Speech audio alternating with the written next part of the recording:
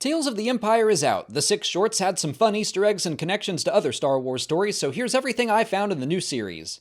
In Path of Fear, young Morgan Elsbeth is voiced by Kathy Yang, but her mother, Selena, is voiced by Diana Lee Inosanto, who plays Morgan in the rest of the shorts as well as live action.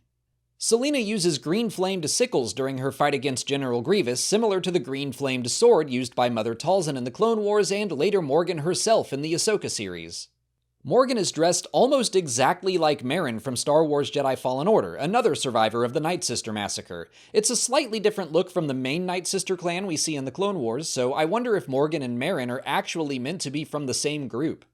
The Mountain Clan of Witches dates all the way back to the 1994 book The Courtship of Princess Leia. Back then, the Singing Mountain Clan was a Night Sister clan in the story that introduced the Witches of Dathomir. Now it would appear that they are an entirely different group. I would guess their magic power comes from the light side of the Force rather than the dark. The Mountain Clan Mother's magic actually reminds me of Seer Junda and some of her Force abilities seen in Star Wars Jedi Survivor. In Path of Anger, we learn that Morgan Elsbeth was the original creator of the TIE Defender, a starfighter from the 1994 TIE Fighter video game that was also a major part of Thrawn's storyline in Star Wars Rebels.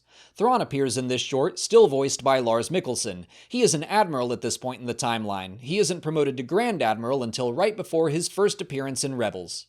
Along with him come some other familiar faces. His Nogri bodyguard Rook returns to test Elsbeth. He is still voiced by Warwick Davis. Captain Pelion makes his on-screen animation debut as well. He was already seen in live action in The Mandalorian Season 3. Xander Berkeley, who played the captain, has returned to provide his voice for Tales of the Empire.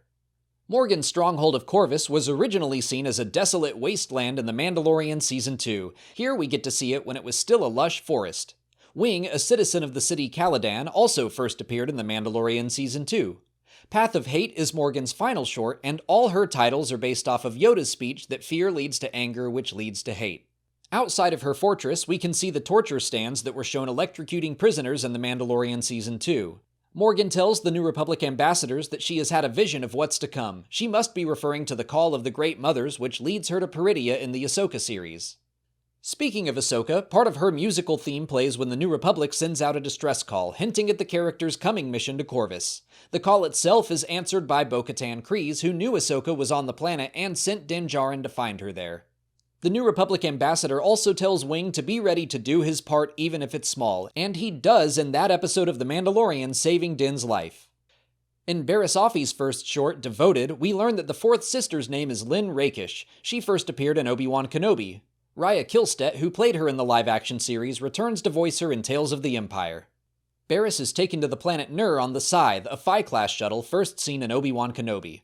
Her induction into the Inquisitorius is similar to that of Iskat Akaris from the book Inquisitor Rise of the Red Blade by Delilah Dawson. Iskat was also taken to some sort of prison where she could hear the ocean. We now know that it was likely the Fortress Inquisitorius, which we can see is under construction here. It's possible it was built on top of some dark-side ruins similar to Darth Vader's personal castle on Mustafar. Inside, the fortress is manned by elite squad clone troopers. They were first seen in the Bad Batch with their gray armor and green visors. I expect these soldiers might eventually become Purge troopers, which were originally clones until they were phased out of the Empire. The character Dante appears to be a Kafex, a species first appearing in Battlefront 2 and The Rise of Skywalker as part of the Resistance.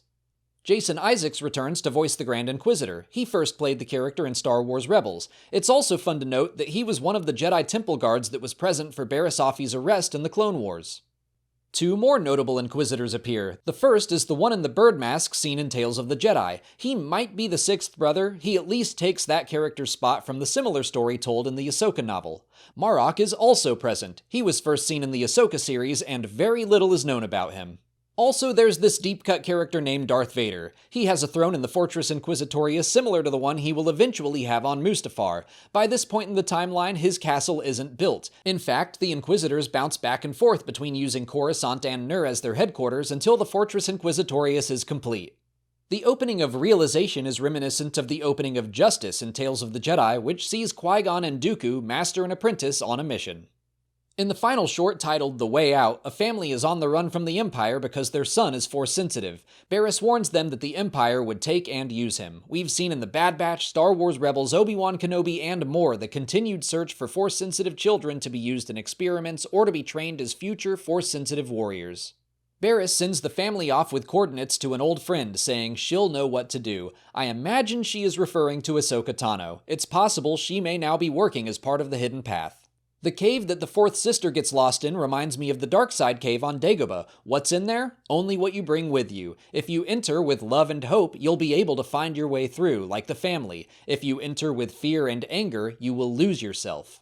But that's everything I caught in Tales of the Empire. Let me know what you noticed in the comments. If you want to see more Star Wars Easter eggs, I recently did a similar video for the Bad Batch Season 3, which I'll link to here. If you haven't already, please like this video, subscribe to the channel, follow us on our socials, and consider checking out our Patreon page. As always, thanks for watching, and may the Force be with you.